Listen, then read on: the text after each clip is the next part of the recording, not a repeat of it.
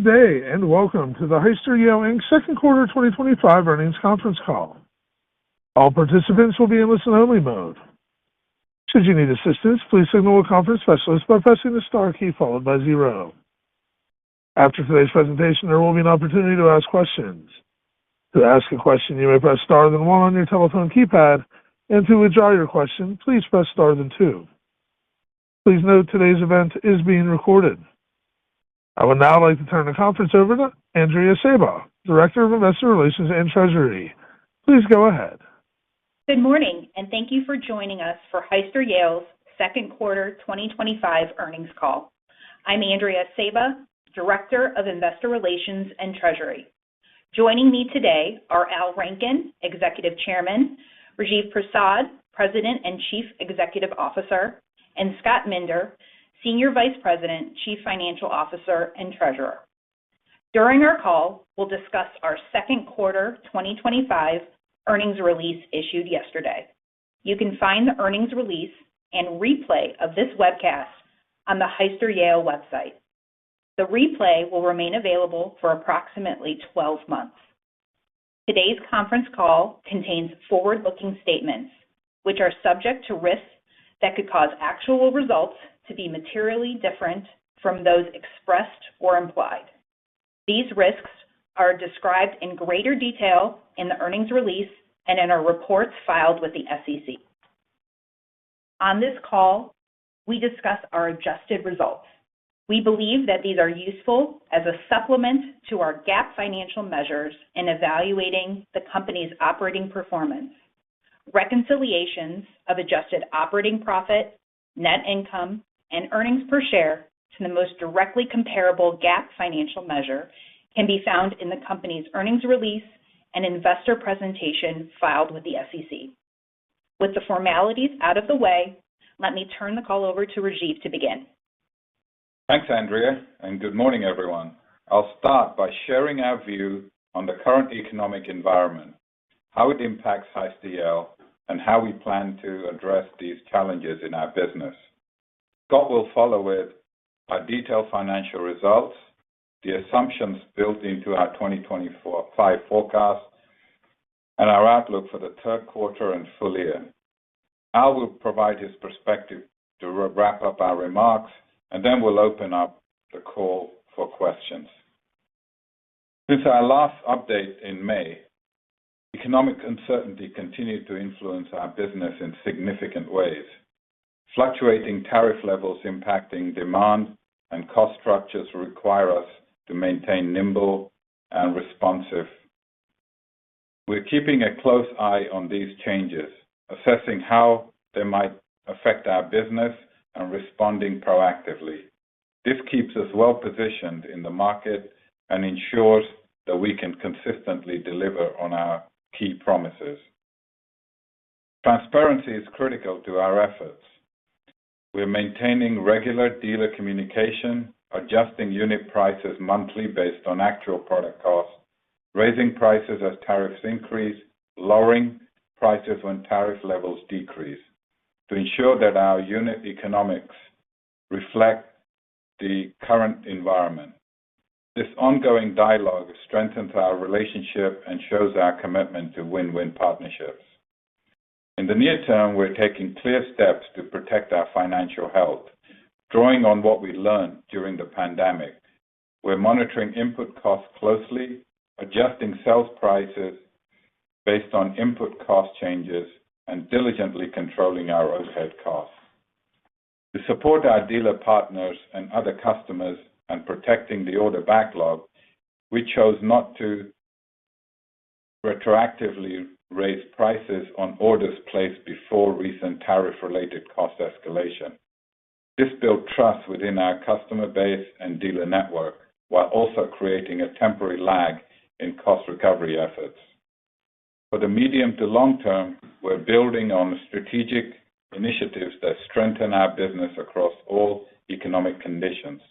Our strategy emphasizes manufacturing and selling products within the same region, helping to lower shipping costs and speed delivery. At the same time, global component sourcing exposes us to tariffs. While we work to limit purchases from the highest rate countries, for some materials, alternative sources aren't yet available at the scale required. As we continue to seek out new, cost-effective supply partners, our modular vehicle design allows us to produce the same models at different locations around the world. This flexibility ultimately helps us control costs, balance production, and react quickly as market conditions change. As tariff levels stabilize, we'll optimize production globally to ensure the most competitive product costs for each region. Despite these challenges, our dedication to providing the best customer solutions remains strong. We are increasing our ability to achieve steady long-term growth and profitability through innovation and efficiency as we adapt to global economic complexities. Our long-term focus ensures that every decision we make supports the company's ongoing health and success. Recent announcements such as optimizing our manufacturing footprint and realigning our Nuvera business demonstrates our ability to adapt swiftly to changing economic conditions. Our resilience, built through the pandemic-related difficulties, along with our clear sense of direction, ensures that we are prepared to handle uncertainty and make progress on our goals. We'll continue to keep you updated as our plans develop. Scott will discuss our full year 2025 financial outlook in a moment. This projection is based on several important assumptions, especially those regarding tariffs and the steps we're taking to reduce their impact. Our proactive measures, including price adjustments, global sourcing, and supply chain management and cost optimization, are designed to help offset the expected tariff-related expense increases. Next, I would like to provide some context on the global lift truck bookings market. During the second quarter, lift truck market bookings contracted compared to the strong first quarter levels. This softening is a natural market reaction to the widespread economic uncertainty, causing many customers to defer capital expenditures. The hesitancy to commit to large purchases, especially in our customer base in the current climate, led to a temporary lift truck order slowdown, which was exacerbated by COVID booking boom. This trend is not unique to our industry, but is reflective of the broader capital goods sector. These industries often require long-term investment decisions that are sensitive to tariff volatility, interest rates, and geopolitical developments. Despite current challenges, our second quarter quoting activity remains solid and comparable to the first quarter's improved levels. This sustained volume for new business proposals and price quotes is a positive business indicator. It demonstrates resilient underlying demand for our products despite customers postponing their purchase decisions. This trend should position us favorably for a production and sales rebound once macroeconomic conditions stabilize. Specific to Hyster Yale, in the second quarter, our bookings declined to $330 million, down from $590 million in the first quarter of 2025. The majority of this decrease was driven by softer demand in both Europe and the Americas, while bookings in Asia Pacific remained steady. First quarter bookings benefited from accelerated customer purchases ahead of tariff-related price increases.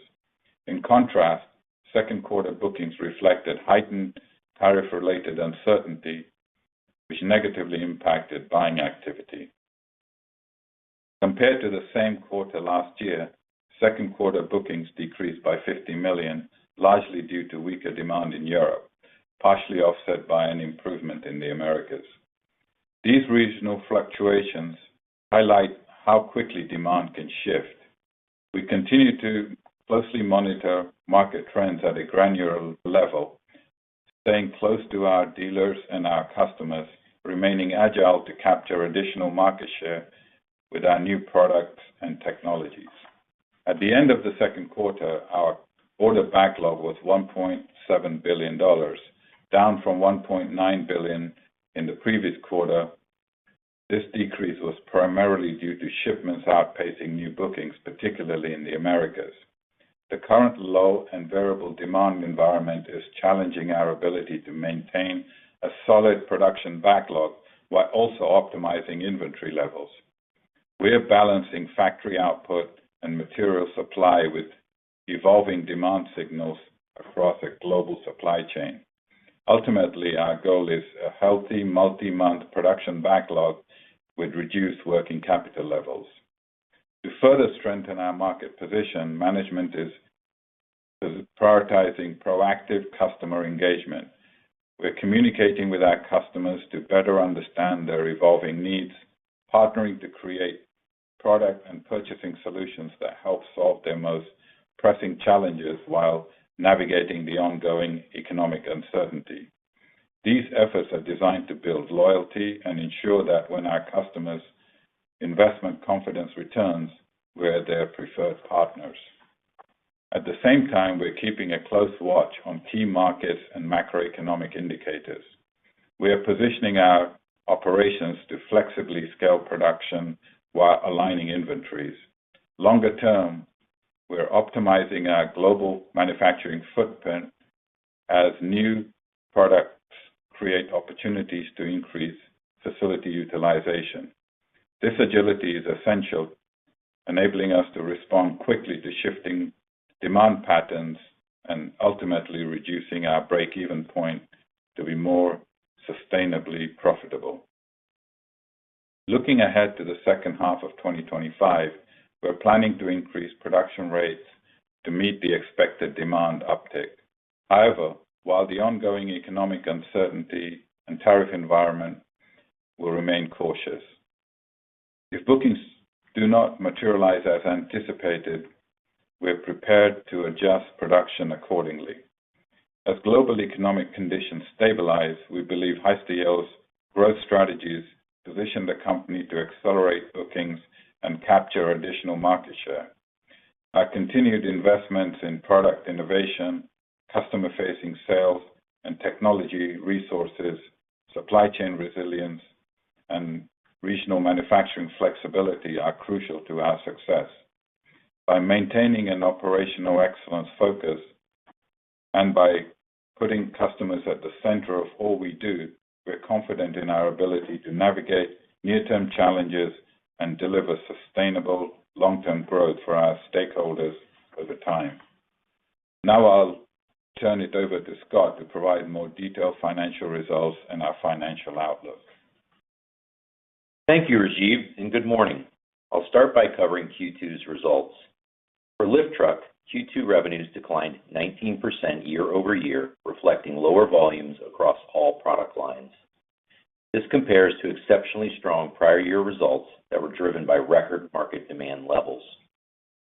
Revenue decline was primarily due to weaker industry booking rates since early 2024, and more recently, tariff-related economic uncertainty and its impact on end customer order patterns. Additionally, our sales mix shifted toward lower revenue Class 3 products. By region, America's sales volumes decreased, particularly for higher value Class 4 and 5 internal combustion engine trucks.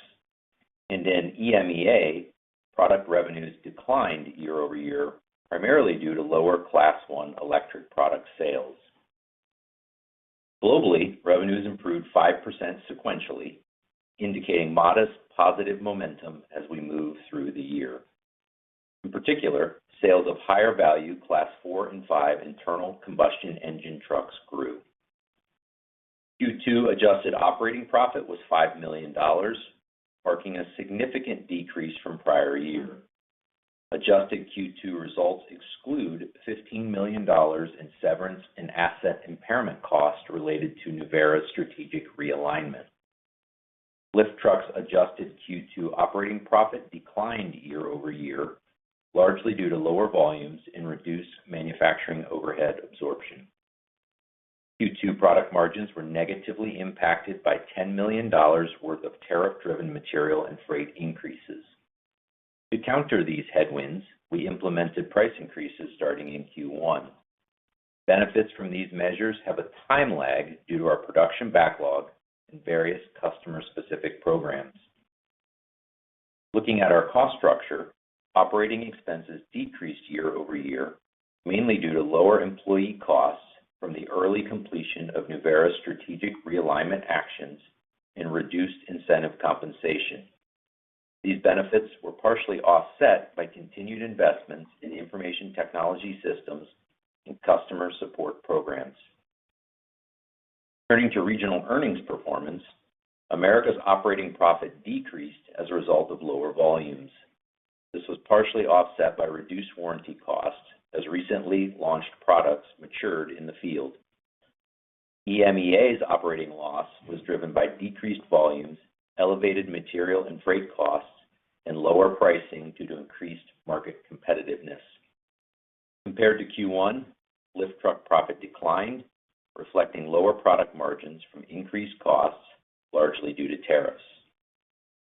At Bolzoni, year-over-year revenue declined, as expected, due to the ongoing phase-out of lower-margin legacy products. While this strategic decision reduces near-term volumes, it's fundamental to our longer-term focus on higher-value products with enhanced profitability. Q2 adjusted operating profit was below prior year levels, primarily due to lower production volumes, decreased manufacturing absorption, and higher employee-related costs stemming from wage inflation in Europe. Improved material costs and a favorable product mix served as partial gross margin offsets. On a sequential basis, Bolzoni's revenue grew due to higher volumes. This improvement was led by increased attachment and fork sales in the Americas as targeted commercial initiatives gained traction. Adjusted operating profit improved as a result of a continued favorable product mix shift and diligent operating expense control. Next, I'll cover the company's tax position.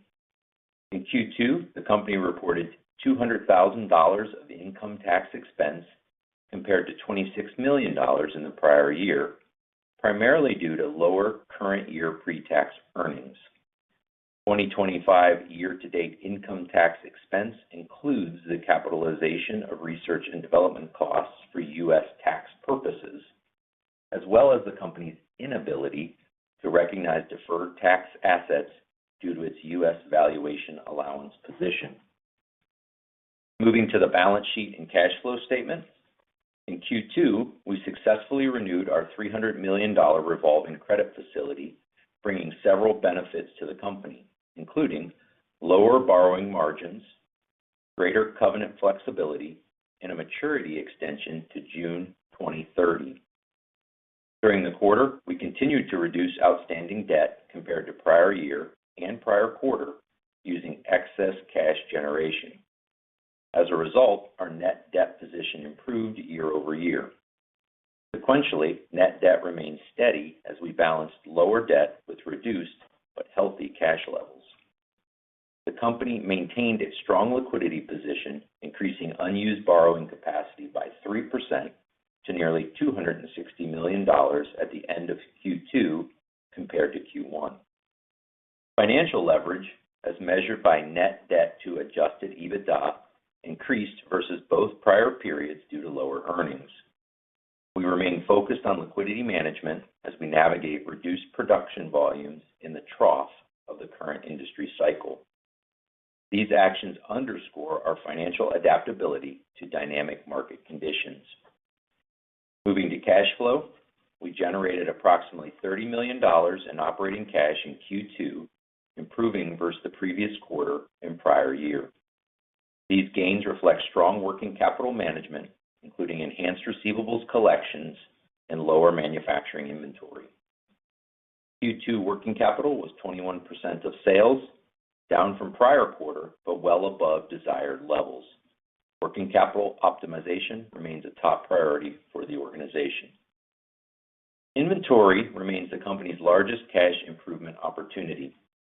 Our Q2 results were hampered by geopolitical headwinds as tariffs increased material costs and a weaker U.S. dollar increased foreign inventory values.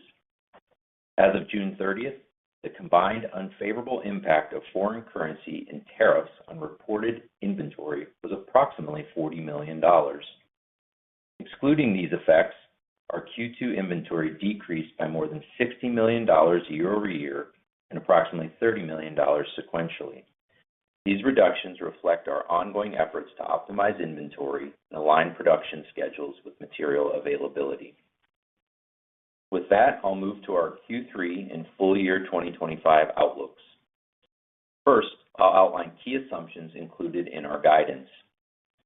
We use U.S. tariffs in place as of July 9th, 2025 as our baseline.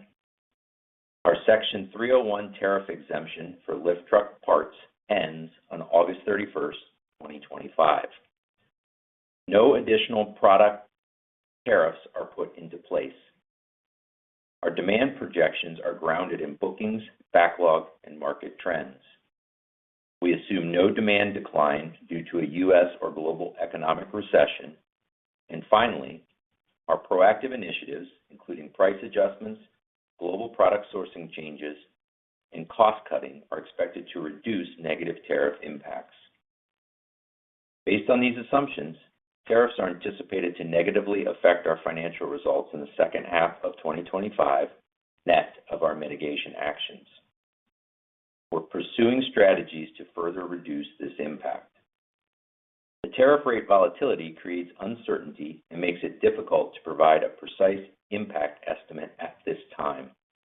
The company will continue to maintain pricing strategies aligned with material cost changes and enforce cost discipline across the organization, regardless of tariff developments.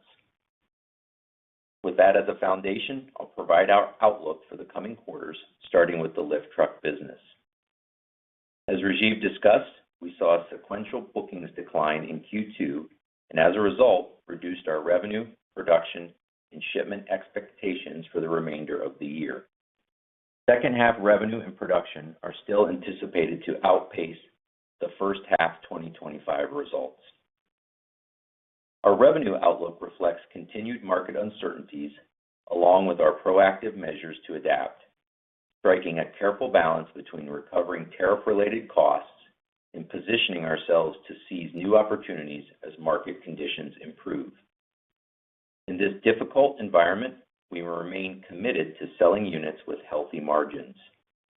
By launching innovative, flexible products and maintaining pricing and cost discipline, we expect product margins to remain above targeted levels but decline year over year due to heightened competitive intensity in a softer market. As the global tariff landscape evolved, we initiated a monthly price adjustment process that better reflects actual material costs in our inventory. This approach helps protect our profit margins during unstable times. We'll maintain this process as changing tariff rates continue to impact our product costs. We're also investing in projects to streamline manufacturing, making our operations more efficient to capitalize on our modular and scalable design philosophy. Year to date, we spent $1.4 million on these efforts. We plan to spend an additional $4 to $7 million in 2025 and $10 to $23 million in 2026. Overall, total project spending aligns with earlier estimates, with some costs moving from 2025 to 2026.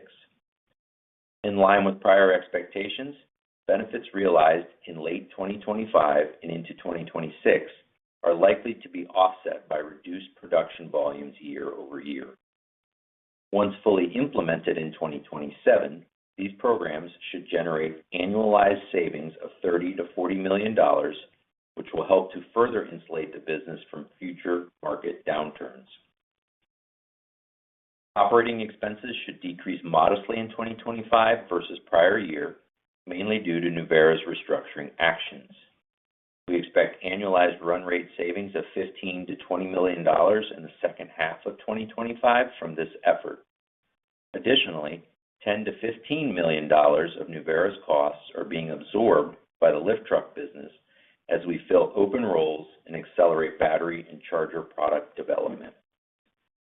We expect Q3 operating profit to improve sequentially as a result of stronger sales and better manufacturing efficiency as lift truck consumer demand improves. For full year 2025, we anticipate operating profit to decline significantly compared to prior year and be slightly below our previous guidance. This is mainly due to lower bookings in production as well as the timing of our tariff mitigation efforts. Turning to Bolzoni's outlook, Bolzoni's Q3 revenues are projected to improve modestly compared to Q2 as higher attachment sales are mostly offset by reduced legacy component sales. Q3 operating profit is expected to increase moderately versus Q2 as a result of lower manufacturing costs and improved factory utilization. Full year 2025 revenues are anticipated to decline year over year, reflecting weaker demand across Bolzoni's customer base. Product mix and cost control improvements are not likely to fully offset the impact of lower sales. As a result, 2025 operating profit is projected to be below 2024's adjusted operating profit level. Summing up our consolidated outlook, we expect modest sequential improvements in Q3's revenue and operating profit. The consolidated revenue increase relates to stronger performance in both the lift truck and Bolzoni segments. Q3's adjusted operating profit improvement reflects the positive impact of higher sales and increased production volumes. Looking ahead, our full year 2025 expectations remain below 2024 levels. Revenues, production output, and profits are expected to fall short of the prior year's robust results. Our recent outlook has deteriorated somewhat, primarily due to the effects of higher tariffs on material costs and a greater than expected year-over-year demand decline in the second half of 2025. Global trade dynamics and geopolitical uncertainties remain significant variables in our outlook. Actual results may differ materially from our current projections as a result. Our commitment to resiliency, built over several years, is driving improved liquidity and stronger, more consistent profitability across market cycles. We're focused on achieving a 7% operating profit across the business cycle. During periods of robust backlog-driven production, like we saw in early 2024, we expect to outperform that target. Conversely, when markets decline, we're determined to limit profit degradation through financial and operational discipline, aiming to perform better than in previous downturns. Our progress on strategic product and manufacturing initiatives is encouraging.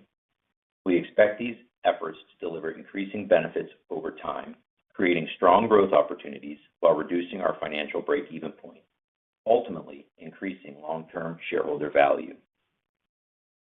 I'll round out our profit outlook with taxes.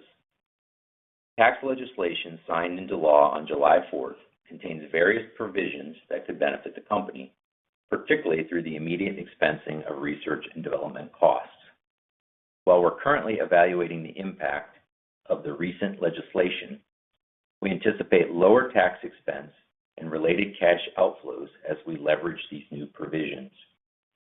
These benefits should favorably impact 2025's financial results, becoming increasingly visible through the second half of the year. They were not reflected in our Q2 results as the law was enacted in Q3. Turning to cash flow, the company continues to prioritize strong operating cash flow generation and strategic capital deployment.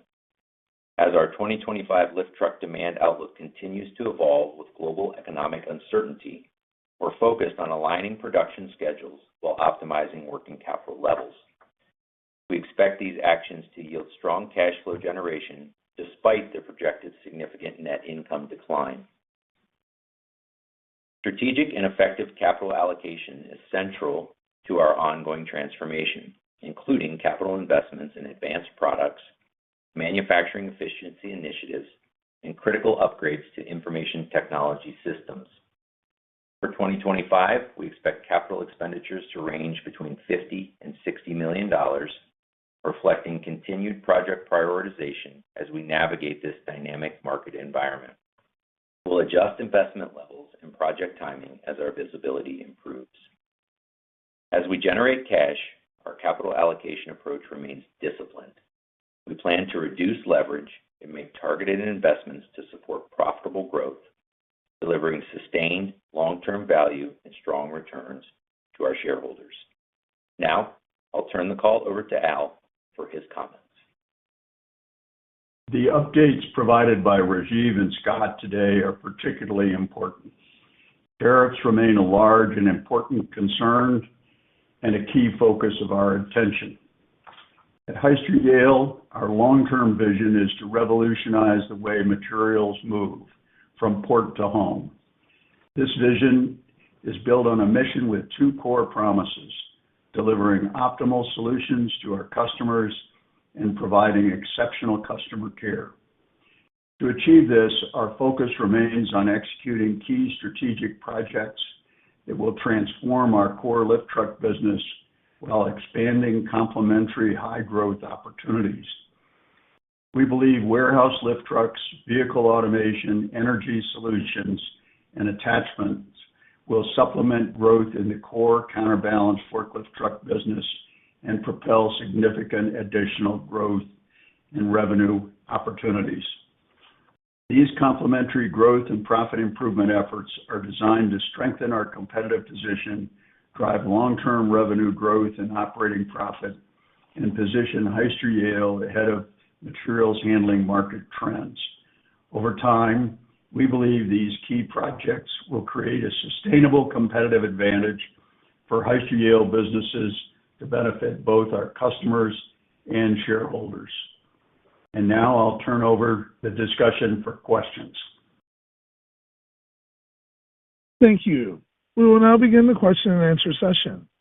To ask a question, you may press star then one on your telephone keypad. If your question has already been addressed and you'd like to remove yourself from queue, please press star then two. Once again, that's star then one if you have a question. And today's first question comes from Ted Jackson at Northland Securities. Please go ahead. Wow, I never get to be first. That's so exciting. Good morning, everyone. Good morning, Ted. So my first question, I wanted to start in on lift truck. So you're expecting to see second half revenue and production on top of first half. Typically, with regards to the Americas, your third quarter is down and you get a big rebound in the fourth quarter. Should we expect that same seasonality in North America? And then shifting over to EMEA, you had a good rebound after a weaker first quarter. I mean, when we think about EMEA in the second half, should we be thinking about EMEA following, kind of typical seasonal trends based off that second quarter? Or was the strength in the second quarter a result of stuff that might have been in the first quarter shifting into the second quarter? So that's my first question, or a couple of questions.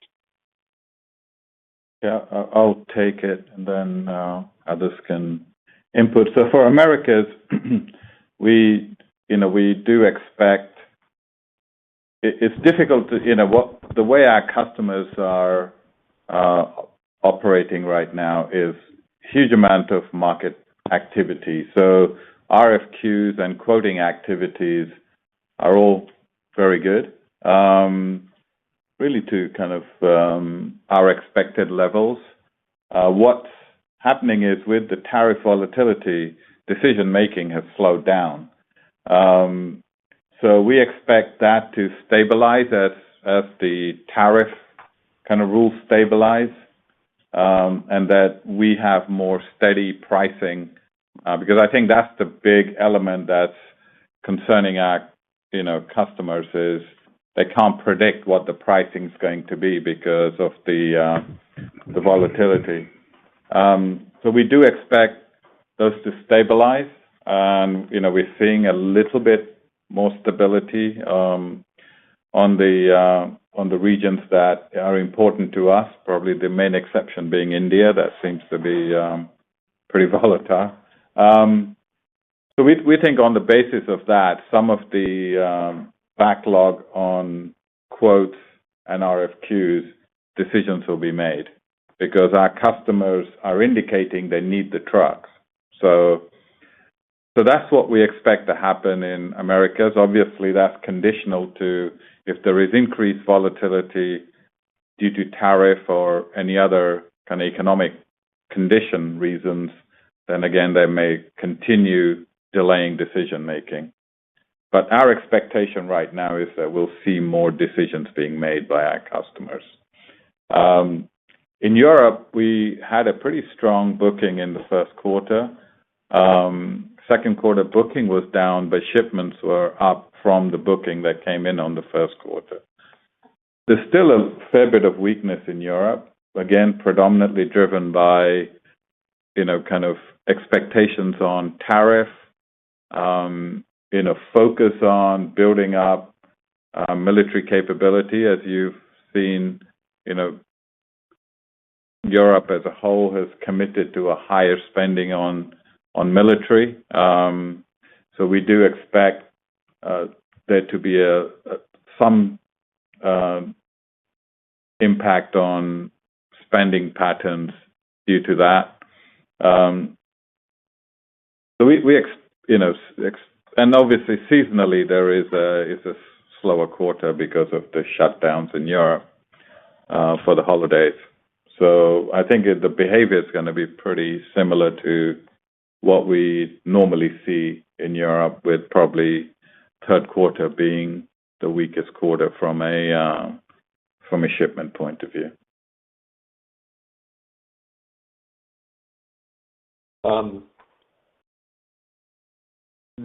My next question, going into tariffs. So two things. One is, having gone through at this point dozens of quarterly calls with various equipment OEMs, a lot of the OEMs have seen the view with tariffs as being probably better than it was with the last quarterly call, but maybe so that the aggregate for the year is better, but maybe some shift to more of it being in the second half.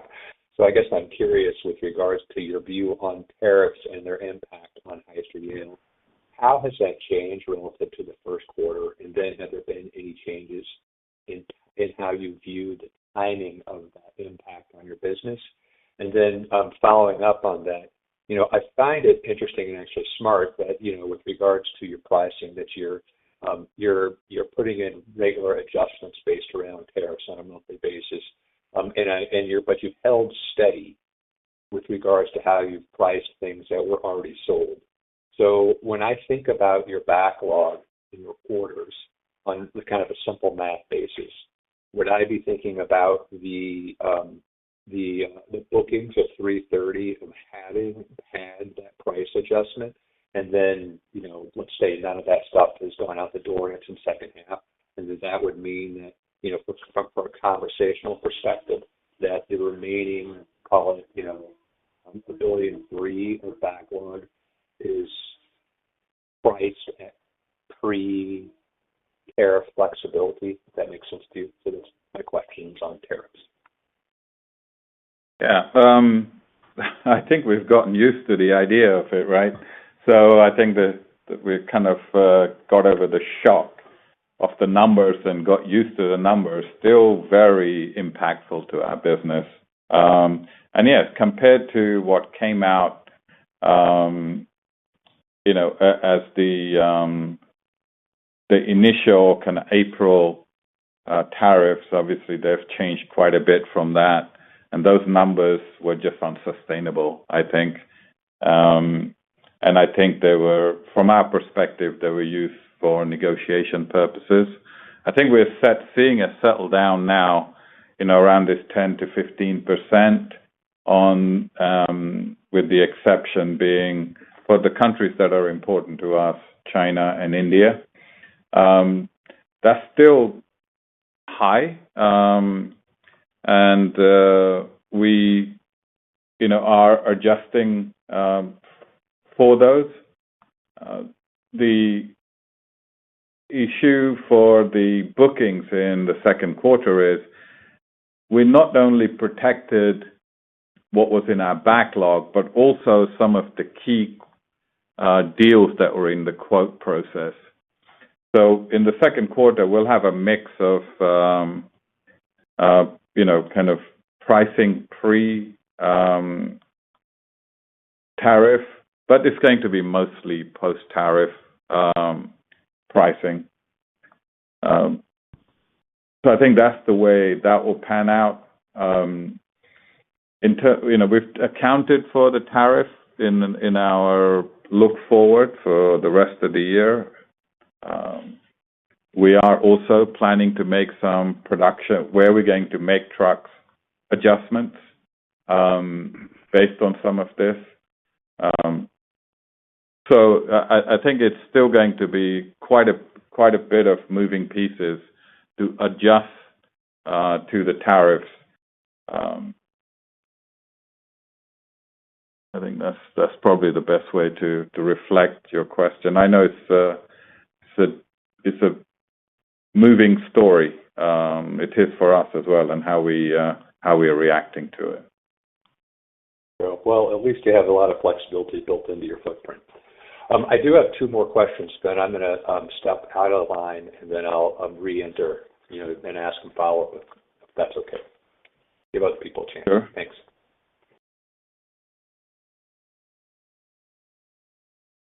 Thank you. And our next question today comes from Brian Sponheimer with Gabelli Funds. Please go ahead.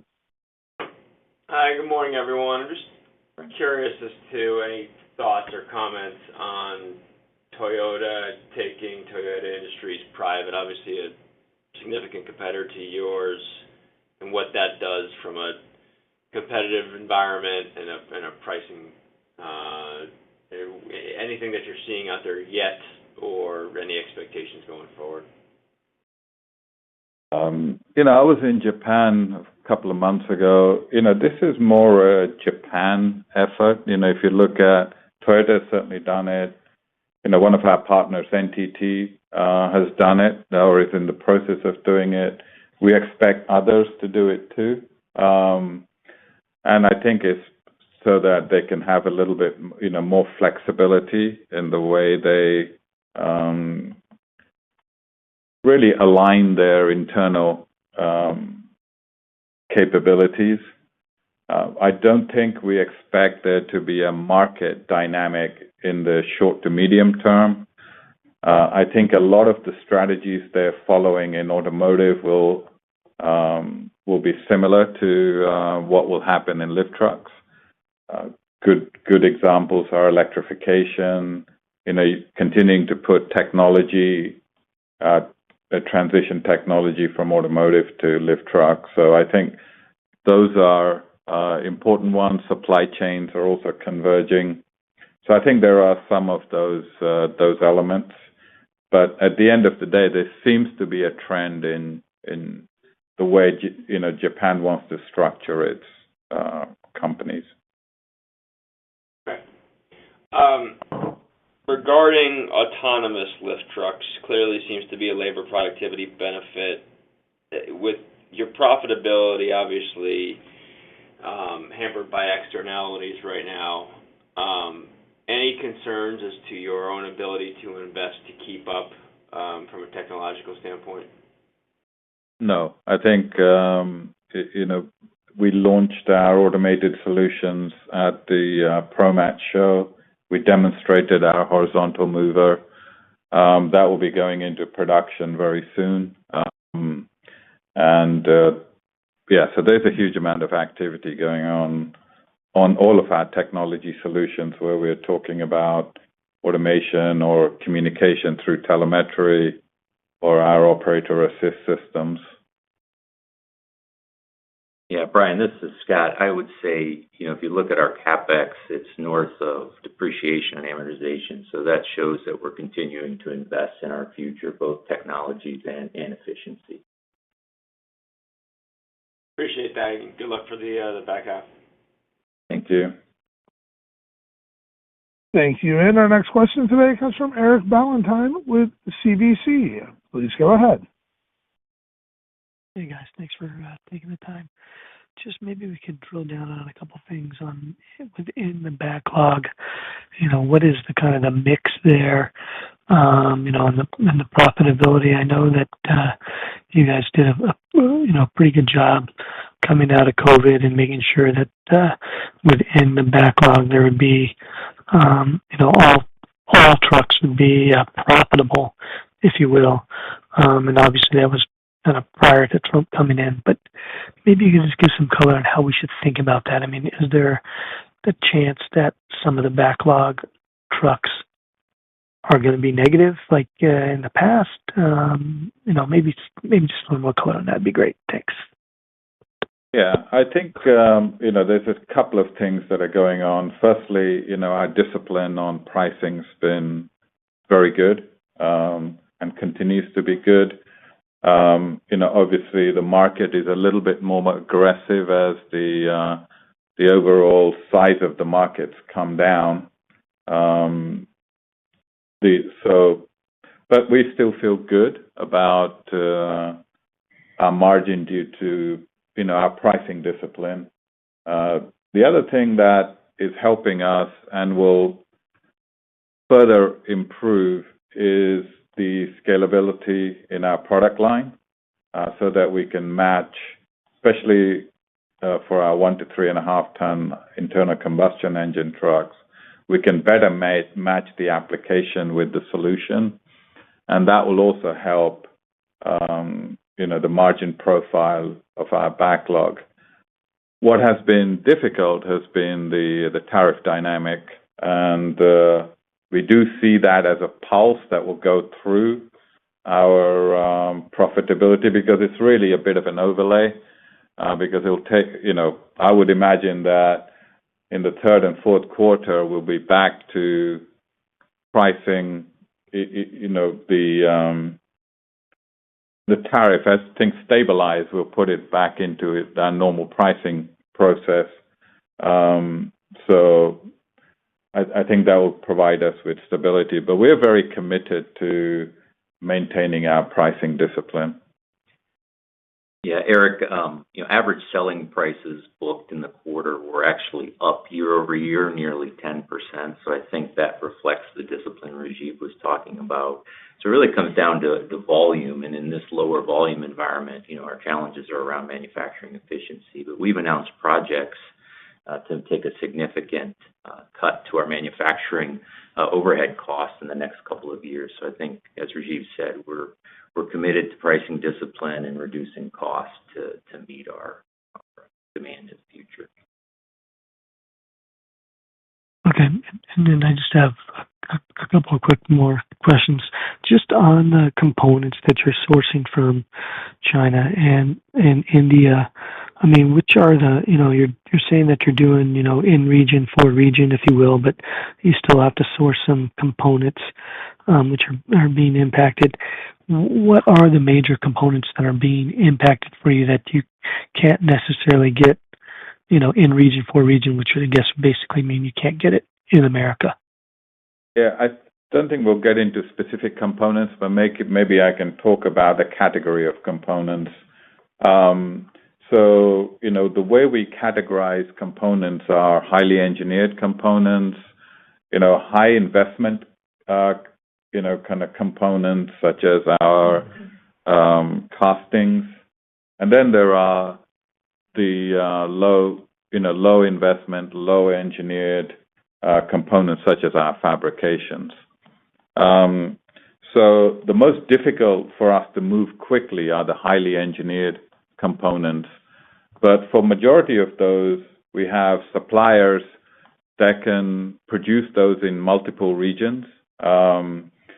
Obviously, given a no tariff environment, we had the vast majority of the volume in low-cost countries such as India and China. One of the new platforms is predominantly in India, but they can be transitioned. Now, it takes some time to make that happen, and we're in discussions with those suppliers to transition those to the country, either the country of assembly or the next best country from a cost point of view, based on the tariffs that are already in place. So those discussions with those suppliers are going on as we speak. Then for some of the highly tooled but simpler components, like castings, part of the issue is the capacity. By far, the biggest capacity for castings in the world is in China right now. Both in India, other Southeast Asian countries, Eastern Europe are developing casting capacity, but it's going to take us some time. So those are going to be a little slower to move, just to match up with capacity that opens up in other regions. So hopefully that gives you a sense for what we're going, how we're progressing, looking at our sourcing. Yeah, great. Thanks. I'll jump back in queue. Thank you. Thank you. And as a reminder, it's star then one if you have a question. Our next question is a follow-up from Ted Jackson at Northland Securities. Please go ahead. Thanks. So I wanted to jump over to Bolzoni. I mean, the quarter, at least relative to my expectations, was better than I expected. You're clearly seeing, you can see it in the margins, the shift in business in Bolzoni, where your legacy low margin products fading away. So I was curious, within Bolzoni, what was the mix in the quarter between, like the new core Bolzoni and those old legacy products, and then what was it in the same period of last year? And does it ever go to zero, or it's just the newer higher margin product? That's my first question. Yeah, the legacy will ultimately go to zero. So those are the transmissions, axles, and in fact, our plan was to make that happen sometime during 2026. But again, with the tariffs, that slowed things down a bit because, again, we knew where we wanted to move it. It's one of our joint venture plants in one of the countries that was heavily hit with tariffs. That one's not settled down yet, but our objective is one way or another we'll move that volume to one of our other facilities. So Bolzoni will essentially, I think by 2027, will be down to close to zero for legacy. Now, I just want to remind us, legacy does not include cylinders, because cylinders will continue to be a core business for Bolzoni. So those, what we're really talking about are transmissions, axles, and steer axles, drive axles and steer axles. Okay. And then my next question and my last question is, when I think back to, kind of the outlook you've had for 2025, a part of that was a taking of market share within the warehouse market as you've rebranded, you've refocused, you have a bunch of, stellar new products within that area. There's been, a clear, slowdown, if you would, in terms of, warehouse openings within North America. And so I guess the question is has there been a change with regards to, your view on the warehouse macro vis-a-vis the beginning of the year? I mean, has it deteriorated? And then how has that impacted your efforts to take market share within that vertical? That's my final question. Thanks. Yeah, so although the market size is smaller and the competition is pretty stiff, we have made some progress in market share this year. I think there's some key customers that are going to make decisions over the next, in the second half of the year, and that will really map out, how much gain we're going to end up making during 2025. But we're pleased with the traction that team is making in the marketplace, especially in North America at the moment. Okay. Thanks very much. Thank you. Thanks, Ted. Thank you. And our next question is a follow-up from Eric Valentine at CBC. Please go ahead. Hey, guys. Maybe you could give a little color. I know someone earlier asked about Toyota, but maybe you could give some color on kind of the competitive landscape out there. If you're seeing, are all the players being rational, Keon and so forth out there? And, do you see any players that are trying to take advantage of this time on you guys? That'd be great. Thanks. I think generally, the key thing that's changed in the landscape has been the participation of the Chinese competitors. And to some extent, they're driving really a recalibration within our customer base of what is the right truck for them. And I think we were kind of aware that this would happen, and part of our launching our scalable platforms and having value trucks was getting ahead of some of that. As far as our traditional competitors are concerned, we do see some pricing action being taken from time to time to get specific deals, but nothing across the board. I think they're being pretty disciplined, like they have been in the past, to adjust the production volume and participate in the market. One other comment that I'd add to that is that the Chinese economy is weak, and they've been encouraged and stimulated by government resources to continue to manufacture and export, and to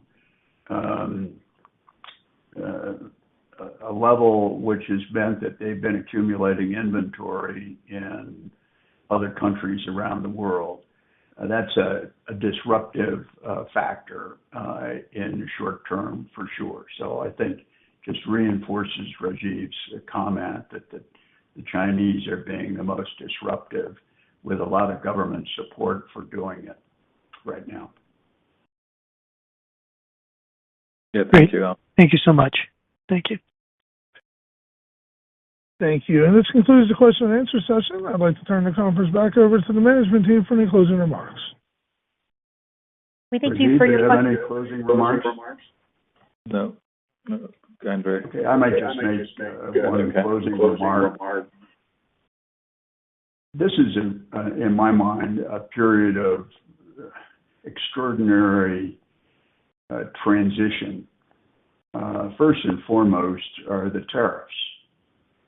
When they do stabilize, and I think they will eventually stabilize, it's hard to say at what level, but they will stabilize, and the prices will go up to recover the costs, because pretty much everybody is being affected one way or another, directly or indirectly, by the tariffs, both importers and domestic producers. So that will settle down. It's hard to estimate exactly when that'll happen, but certainly not before the end of this year. There'll continue to be the lagging effects that Scott mentioned in his material. Second is the overall demand situation. And there are two aspects to the demand transition that we're in. One is that, in a sense, we're at a cyclical low. We had in the industry, we had the very large booking period, extraordinary volumes bookings that occurred during COVID. And so we have an exacerbated low cyclically in the marketplace that's beginning to work its way through, but it certainly hasn't recovered at this point. And adding to the transitional impact is the tariff issue that I mentioned before, because it's not just a question of costs and prices, it's also a question of demand in the context of uncertainty before the tariff situation settles down. And finally, there's a transitional aspect in terms of the strength of the economy and the general manufacturing sector. There's a lot of discussion, as I'm sure that all the people on this call are well aware, about the Fed's stance on interest rates. And of course, they're thinking about the economy in total, with consumer purchases being by far the largest portion. The manufacturing orders and more broadly are not putting the low order rates in the lift truck business in as a separate matter. They're part of the same sort of problem. So we've got the potential for some cyclical weakness in the economy, as well as the tariff transition, as well as the demand, the normal cycle in the industry. So all those factors, I think, mean that there's a lot of short-term pressure, but the company's really positioned to take advantage of the upturn when that comes along. And it should be, given the number of projects that we've undertaken, a very dramatic upturn in the company's revenues and profitabilities. And when I say revenues, it's really absolute unit volumes, because we've had such an inflationary impact due to the tariffs. So all those factors make this a transition period, and one, I think that's the core thing to think about when you're thinking about Hyster Yale. It's not a short-term story of the next couple of quarters. This is got to be put in a broader and longer-term context. Thank you, Al, for your closing comments. And for the participants, we appreciate your questions in the second quarter earnings call. A replay will be available online later today. We'll also post a transcript on the Hyster Yale website when it becomes available. If you have any questions, please reach out to me. My contact information is available in the press release. I hope you enjoy the rest of your day. And now I'll turn it back to Rocco to conclude the call. Thank you, ma'am. This does conclude today's conference call. We thank you all for attending today's presentation. You may now disconnect your lines and have a wonderful rest of the day.